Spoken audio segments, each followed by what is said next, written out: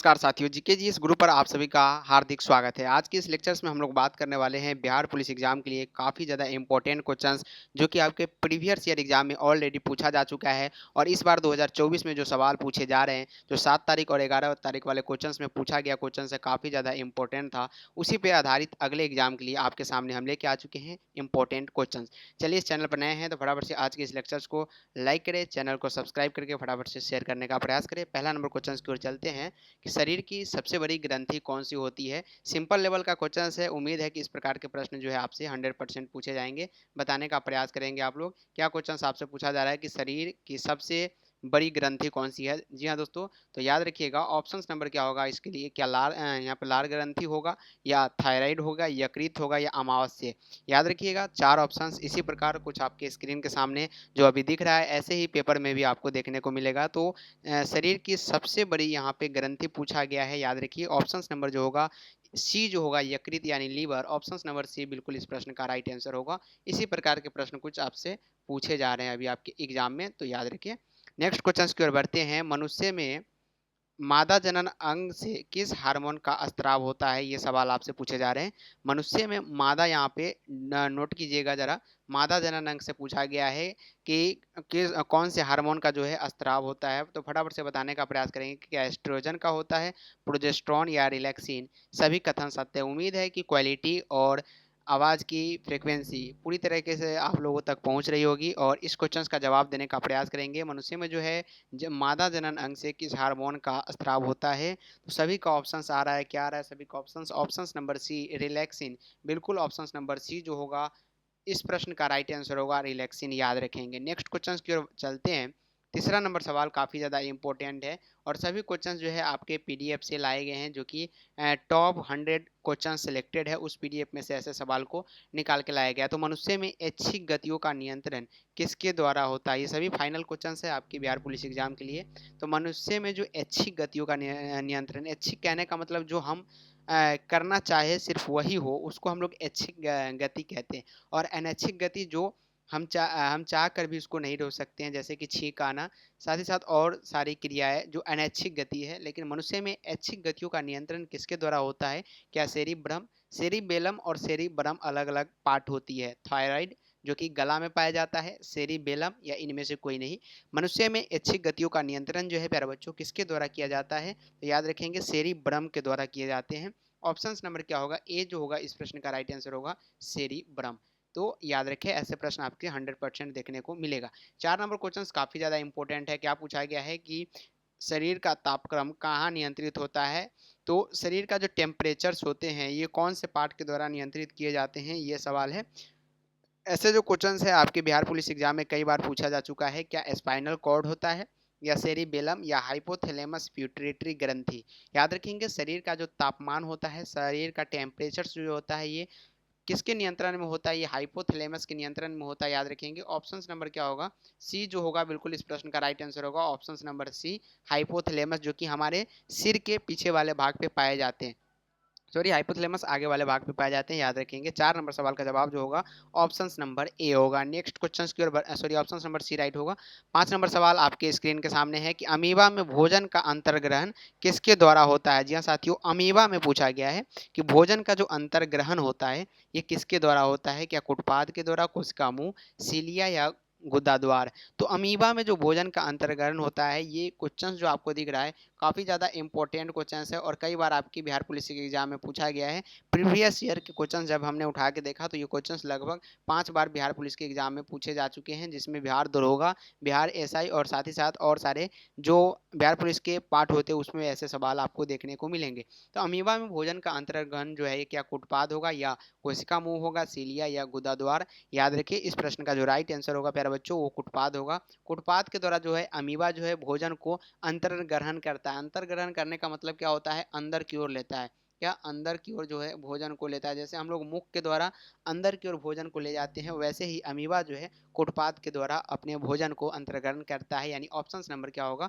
ए होगा इस प्रश्न का राइट आंसर। चलिए 6 नंबर क्वेश्चन जो कि काफी ज्यादा इंपॉर्टेंट है। निम्न में से कौन सा एंजाइम लार में पाया जाता है? पेप्सिन, ट्रिप्सिन, टाइलिन, या काइमोट ट्रिप्सिन। 4 ऑप्शंस है, बताने का प्रयास कीजिएगा सभी क्वेश्चंस। उम्मीद है कि पीवाईक्यू से उठाया गया है और एमसीक्यू भी आपके लिए साबित होगा, मल्टीपल चॉइस क्वेश्चंस भी है। तो कौन सा एंजाइम जो है लार में पाए जाते हैं, याद रखेंगे। लार में जो एंजाइम पाए जाते हैं, क्या वो ट्रिप्सिन है या पेप्सिन है या टाइलिन? तो टाइलिन है, याद रखेंगे क्या है, टाइलिन।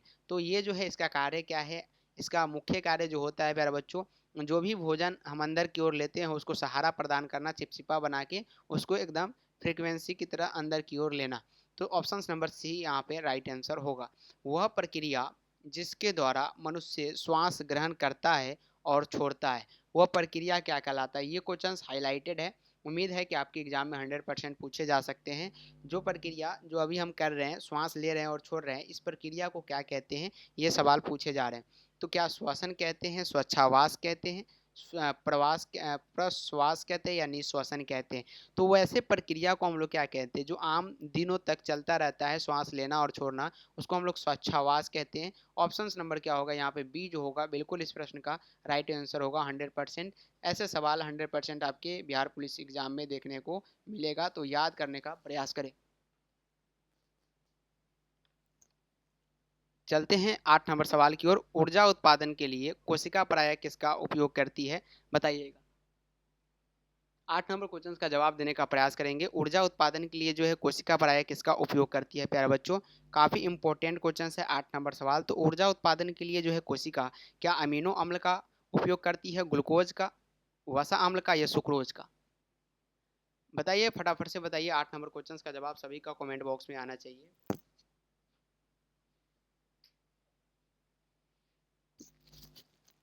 जी हाँ साथियों, ऊर्जा उत्पादन के लिए कोशिका प्राय किसका उपयोग करती है, याद रखिए। ऑप्शन नंबर क्या होगा, बिल्कुल ऑप्शन नंबर ग्लूकोज, याद रखिएगा। ऊर्जा ग्लूकोज में काफ़ी मात्रा में देखने को मिलता है, यानी ऑप्शन नंबर क्या होगा, बी जो होगा इस प्रश्न का राइट आंसर होगा, ऑप्शन नंबर बी।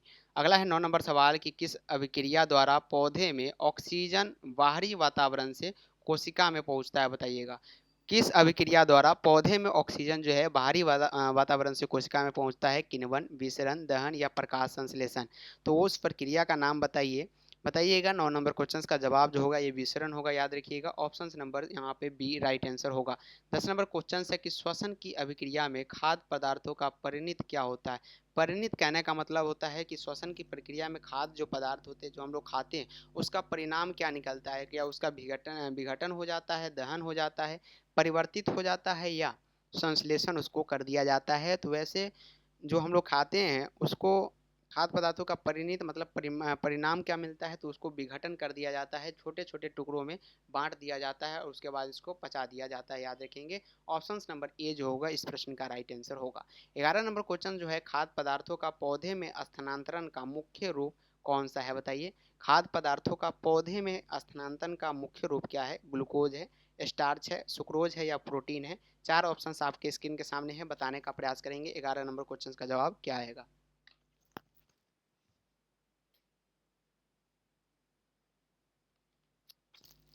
जी हाँ साथियों, खाद्य पदार्थों का पौधे में स्थानांतरण का मुख्य रूप कौन सा है? 11 नंबर क्वेश्चन काफ़ी इंपॉर्टेंट है। क्या ग्लूकोज है, स्टार्च है या सुक्रोज है या प्रोटीन है? तो खाद्य पदार्थों का पौधे में स्थानांतरण का जो मुख्य रूप होता है वो क्या होता है? सुक्रोज होता है, जो कि ऑप्शन नंबर सी में है। ऑप्शन नंबर सी जो होगा इस प्रश्न का राइट आंसर होगा। एक स्वस्थ मनुष्य का रक्तचाप होता है, कितना होता है, बताइएगा। जी हाँ, एक स्वस्थ मनुष्य का रक्तचाप मतलब ब्लड प्रेशर कितना होता है? तो ये तो आम लोगों को भी पता होता है, 120/80, यानी ऑप्शन नंबर बी होगा इस प्रश्न का राइट आंसर। नेक्स्ट क्वेश्चन की ओर चलते हैं। 13 नंबर सवाल है, मनुष्य में मस्तिष्क का सबसे बाहरी झिल्ली बताइए। पिया मीटर है या मीटर, ड्यूरामीटर, एरेक्नोइड है? तो 4 ऑप्शंस है और मनुष्य के मस्तिष्क यानी ब्रेन के बारे में बात किया जा रहा है। सबसे बाहरी झिल्ली यानी सबसे बाहरी परत जो होती है उसको हम लोग क्या बोलते हैं? तो उसको जो हम लोग बोलते हैं, क्या बोलते हैं प्यारे बच्चों? ड्यूरामीटर बोलते हैं। क्या बोलते हैं? ड्यूरामीटर। ऑप्शन नंबर सी जो होगा करेक्ट आंसर होगा। और ऐसे ऐसे क्वेश्चंस प्रीवियस ईयर एग्जाम प्रत्येक कॉम्पिटिटिव एग्जाम में पूछे जाते हैं जो कि जनरल साइंस से रिलेटेड है। मनुष्य के सूंघने की क्षमता को नियंत्रित करता है, किसी भी चीज़ को हम लोग सूंघते हैं उस क्षमता को नियंत्रित कौन करता है? ऑप्टिकल पॉली या घनेन्द्रीय पॉली, सेरिब्रम, इनमें से कोई नहीं। 14 नंबर क्वेश्चन जो है काफ़ी इम्पोर्टेंट है, याद रखिएगा। ऑप्टिकल पाली जो होता है ये आँख से रिलेटेड है, याद रखिएगा, आई से रिलेटेड है। तो ये जो होता है ये देखने के लिए उत्तरदायी होता है, लेकिन ज्ञानेंद्रिय जो होते हैं ये ज्ञानेंद्रिय वाली ये सूंघने की क्षमता को नियंत्रित करता है। 14 नंबर सवाल का जो जवाब होगा ऑप्शन नंबर बी होगा। और ये सेरिब्रम, जैसा कि हमने देखा, ऐच्छिक गतियों के नियंत्रण के लिए कार्य करता है। 15 नंबर क्वेश्चन है कि मनुष्य में बुद्धि एवं चतुराई का केंद्र बताइएगा। बुद्धि एवं चतुराई का केंद्र कहने का मतलब है कि कोई चीज़ महसूस होने से पहले ही हमारा जो ब्रेन होता है वो अपनी कार्य करना प्रारंभ कर देता है। जैसे कि जब किसी को अचानक से आप यहाँ पे सुई को चुभोते हैं तो वो उससे पहले ही खींच लेता है। मतलब बुद्धि एवं चतुराई का केंद्र इसी को कहा गया है साइंस के माध्यम से। तो क्या सेरिबेलम है या हाइपोथैलेमस, सेरिब्रम या स्पाइनल कॉर्ड? तो मनुष्य के बुद्धि एवं चतुराई का जो केंद्र होता है ये सेरिब्रम होता है। ऑप्शन नंबर सी होगा। ये भी एक प्रकार की ऐच्छिक गतियों का नियंत्रण है, याद रखेंगे। नेक्स्ट क्वेश्चन की ओर चलते हैं। तो रक्त में ग्लूकोज की मात्रा नियंत्रित रहता है किसके द्वारा? एस्मेटोस्टेटिन के द्वारा या ग्लूकागॉन के द्वारा, गैस्ट्रिन के कारण या इंसुलिन के कारण? रक्त में ग्लूकोज की मात्रा जो है ये कौन नियंत्रित करता है प्यारे बच्चों? याद रखेंगे ये इंसुलिन के कारण होता है। ऑप्शन नंबर डी जो होगा ये राइट आंसर होगा। कभी कभी ये खराब भी हो जाती है, मात्रा नियंत्रित नहीं कर पाती है, तो इंसुलिन का इंजेक्शन लेना पड़ता है। ऑप्शन नंबर डी करेक्ट होगा। ऑक्सीजन है, बताइएगा। ऑक्सीजन जिसको केमिस्ट्री में O2 के रूप में जानते हैं, तो ऑक्सीजन क्या है? वसा है, कार्बोहाइड्रेट है, एंजाइम है या हार्मोन है? तो ऑक्सीजन एक प्रकार का क्या है? ये सवाल आपसे पूछे जा रहे हैं जो कि काफ़ी ज़्यादा इम्पोर्टेंट भी है, याद रखेंगे। ऑक्सीजन जो है एक प्रकार का, प्यारे बच्चों सभी का आंसर आना चाहिए, एक प्रकार का क्या है? तो एंजाइम है। ऑप्शन नंबर सी करेक्ट होगा। जैव प्रक्रम के अंतर्गत कौन आता है? ये सवाल है। पोषण आता है, उत्सर्जन, श्वसन या सभी? तो जैव प्रक्रम के अंतर्गत कौन आते हैं? ये 18 नंबर सवाल काफ़ी ज़्यादा इंपॉर्टेंट है। जैव प्रक्रम में जो होता है वो पोषण भी होता है, साथ ही साथ पोषण के साथ साथ उत्सर्जन भी किए जाते हैं और श्वसन भी किए जाते हैं, यानी इनमें से सभी जो होगा जैव प्रक्रम के अंतर्गत आते हैं। नेक्स्ट क्वेश्चन है गोबर छत्ता किसके अंतर्गत आता है? ये भी इंपॉर्टेंट है और जनरल साइंस में बार बार पूछे जाने वाला सवाल है। सिंपल लेवल का क्वेश्चन जो है बार बार पूछे जाते हैं इस प्रकार के एग्जाम में। गोबर छत्ता एक प्रकार की परजीवी है, स्वपोषी है, मृतजीवी है या परासरणी है? परजीवी मतलब किसी दूसरे जीव के आशय रखना, उसके माध्यम से हमको भोजन मिलेगा। स्वपोषी मतलब अपने स्वयं का खाना बनाना सूर्य की रोशनी से। और मृतजीवी यानी कोई मरेगा तो उसका भोजन उसे प्राप्त होगा। तो गोबर छत्ता किसके अंतर्गत आता है, बताइएगा। 19 नंबर क्वेश्चन का जो आंसर होगा ये मृतजीवी होता है। ऑप्शन नंबर यहाँ पे सी जो होगा राइट आंसर होगा। देखिएगा गोबर छत्ता जो होते हैं ये सड़े गले चीज़ों पर उगती है। ऑप्शन नंबर सी जो होगा राइट आंसर होगा। 20 नंबर क्वेश्चन है वायुमंडल में सामान्यतः कार्बन डाइऑक्साइड पाए जाते हैं, CO2 की मात्रा बताइएगा। 78%, 21% या 4% या 0.03%? तो सभी को पता होगा वायुमंडल में जो है कार्बन डाइऑक्साइड की मात्रा होती है 0.03% होती है। 10th लेवल का क्वेश्चन है, बार बार पूछे जाते हैं हर एक कॉम्पिटिटिव एग्जाम में। 21 नंबर क्वेश्चन जो कि काफ़ी ज़्यादा MBBI है, याद रखेंगे। छाया में पनपने वाले पौधे को क्या कहते हैं? ये सवाल आपसे पूछा जा रहा है। क्या हेलियोफाइटस कहते हैं, थियोफाइटस या सियोकाइटस? इनमें से कोई नहीं। छाया में पनपने वाले पौधों को प्यारे बच्चों क्या कहा जाता है? तो उसको जो है सियोफाइटस कहा जाता है। ऑप्शन नंबर सी याद रखेंगे करेक्ट आंसर होगा। और मनुष्य में मुख्य श्वसन अंग क्या है? ये सवाल आपसे पूछे जा रहे हैं। तो मनुष्य में जो प्यारे बच्चों मुख्य श्वसन अंग होते हैं, क्या फेफड़ा होते हैं, नाक, ट्रकिया या कोलोम? बताइएगा। तो ये जब PDF मिलेगा सो आंसर पर क्लिक करेंगे आपको आंसर जो है मिल जाएगा। तो आंसर भी PDF पे इंक्लूड है। जब आपके सामने इस PDF का मिलेगा लिंक तो आप लोग ज़रूर वहाँ से जाके डाउनलोड करेंगे। मनुष्य का मुख्य श्वसन अंग जो होता है वो क्या होता है? तो वो मुख्य श्वसन अंग फेफड़ा होता है, याद रखेंगे। लेकिन कुछ लोग नाक कहेंगे, ऐसा बिल्कुल भी नहीं है। ये एक मार्ग है श्वास को अंदर लेने का, लेकिन मुख्य जो अंग है वो क्या है? फेफड़ा है। तो श्वास नाक क्या है? एक प्रकार की मार्ग है, याद रखेंगे। निम्न में से कौन सी बीमारी श्वसन तंत्र से संबंधित है? डायरिया, TB, निमोनिया या बी एवं सी दोनों, यानी TB एवं निमोनिया? श्वसन तंत्र से जो नियंत्रित यहाँ पे संबंधित है वो क्या है? साथ ही साथ TB भी है प्यारे बच्चों और निमोनिया भी है, याद रखेंगे। ये दोनों श्वसन तंत्र से संबंधित रखता है। और आज का ये लास्ट क्वेश्चन, नहीं, सेकंड लास्ट है कि उच्च रक्तचाप की अवस्था को क्या कहते हैं। अभी बहुत सारे क्वेश्चन से याद रखेंगे, तो 24 नंबर सवाल का जवाब बताइए कि उच्च रक्तचाप की अवस्था को क्या कहते हैं। हाइपोटेंशन, पक्षघात या हाइपरटेंशन, इनमें से कोई नहीं। रक्तचाप की अवस्था को हम लोग क्या कहते हैं, ये सवाल है। तो इसको हाइपरटेंशन बोलते हैं। क्या हाइपो नहीं, हाइपरटेंशन बोलते हैं। रक्तचाप की अवस्था को हाइपरटेंशन कहा जाता है। 25 नंबर क्वेश्चन की ओर हम लोग बढ़ते हैं, जो कि काफी ज्यादा इंपॉर्टेंट है। मछलियों में उत्सर्जित पदार्थ बताइए। मछलियों में उत्सर्जित पदार्थ क्या होता है। एमिनो अम्ल, यूरिक अम्ल, यूरिया या अमोनिया। ये क्वेश्चन जो है प्रत्येक एग्जाम में पूछे जाते हैं। यहाँ तक कि साइंस मीडियम के जो भी मेडिकल की एग्जाम होती है, नीट लेवल एग्जाम के लिए ये जो क्वेश्चन है काफ़ी ज़्यादा इंपॉर्टेंट रहता है। और जनरल कंपटीशन में तो ऐसे क्वेश्चन धड़ल्ले से पूछे जाते हैं कि मछलियों में जो उत्सर्जित पदार्थ होता है क्या होता है। ये 25 नंबर क्वेश्चन का जो सवाल होगा, यहाँ पे जो जवाब होगा ये निमोनिया होगा, सॉरी अमोनिया होगा, याद रखेंगे अमोनिया। ऑप्शन नंबर यहाँ पे डी राइट आंसर होगा। अगला नंबर सवाल की ओर बढ़ते हैं। पौधे में आवश्यकता से अधिक जल किस प्रक्रिया द्वारा बाहर निकाला जाता है। पौधे में आवश्यकता से अधिक जल अगर निकालना है तो किस प्रक्रिया के द्वारा बाहर निकाला जा सकता है। अवशोषण के द्वारा, वाष्पोत्सर्जन, उत्सर्जन या प्रकाश संश्लेषण के द्वारा। तो बताइएगा 26 नंबर क्वेश्चन का जवाब बताइएगा। यहाँ पे वाष्पोत्सर्जन याद रखेंगे। इस प्रक्रिया के द्वारा जो है अधिक जल जो है, आवश्यकता से अधिक जल बाहर निकाला जा सकता है। 27 नंबर सवाल। निम्न में से किसे प्रकाश संश्लेषी अंग कहते हैं। प्रकाश संश्लेषी अंगक किसे कहा जाता है। ये क्वेश्चन है। पत्ती को, हरित लवक या एस्टोमेटा या जड़। तो प्रकाश संश्लेषी अंगक जो होते हैं ये किसको कहा जाता है। पत्ती को कहा जाता है। याद रखेंगे पत्ती जो होता है, पत्ती के माध्यम से ही प्रकाश संश्लेषण होता है। याद रखेंगे सूर्य की प्रकाश की किरण पत्ती पर पड़ती है और यही जो है भोजन बनाने का कार्य करता है। इसको हम लोग स्वपोषी कहते हैं। चलिए 28 नंबर सवाल। पौधे में गैसों के आदान प्रदान के लिए रहते हैं जड़, रंध्र, टहनी या तना। तो पौधे में गैसों के आदान प्रदान करने का मतलब होता है कि गैस को अंदर लेना और बाहर निकालना। इस प्रक्रिया को कौन नियंत्रित करता है, किसके द्वारा होता है, ये सवाल आपसे पूछे जा रहे हैं। तो रंध्र होते हैं, छोटे छोटे रंध्र, इसके माध्यम से किया जाता है। Option number B correct answer होगा।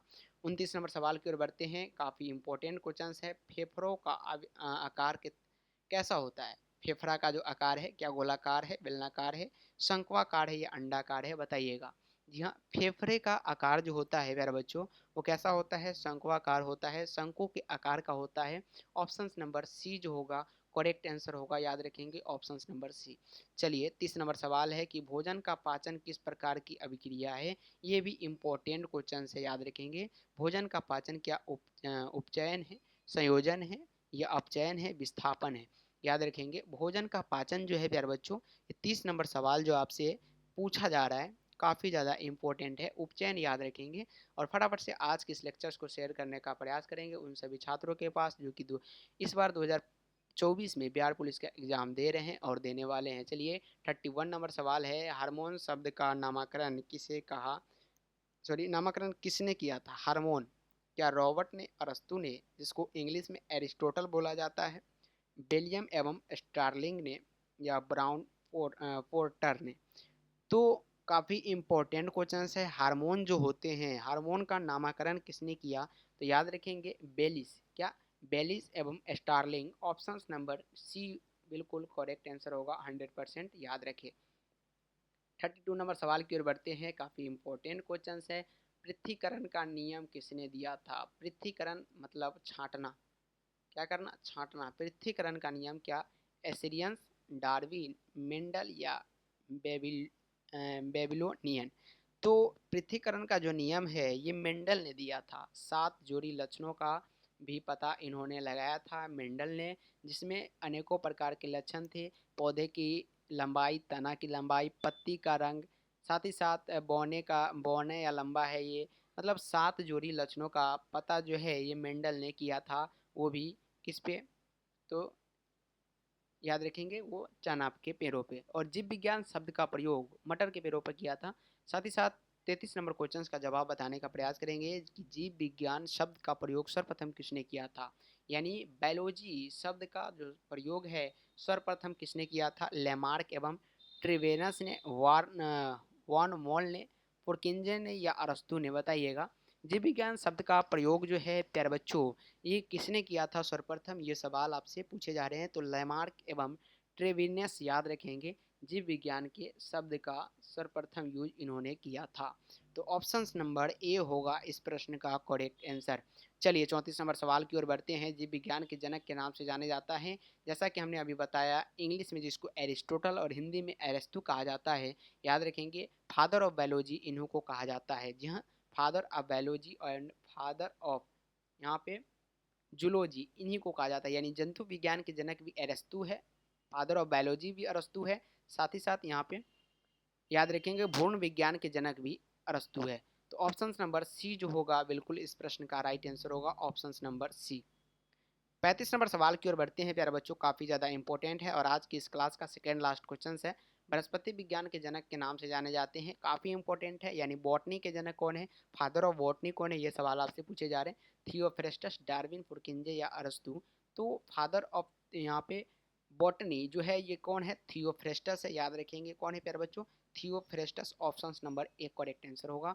और आज की इस लेक्चर्स का 36 नंबर सवाल जो कि काफ़ी ज़्यादा वेटेज रखता है आपकी इस बिहार पुलिस एग्जाम के लिए, तो बताने का प्रयास करेंगे बॉटनी शब्द की उत्पत्ति किस भाषा के शब्द से हुई है, यानी बॉटनी बताइएगा, यहाँ पे वनस्पति विज्ञान की शब्द की उत्पत्ति जो है किस भाषा के शब्द से हुई है, ग्रीक, लैटिन, फ्रेंच या पुर्तगाली।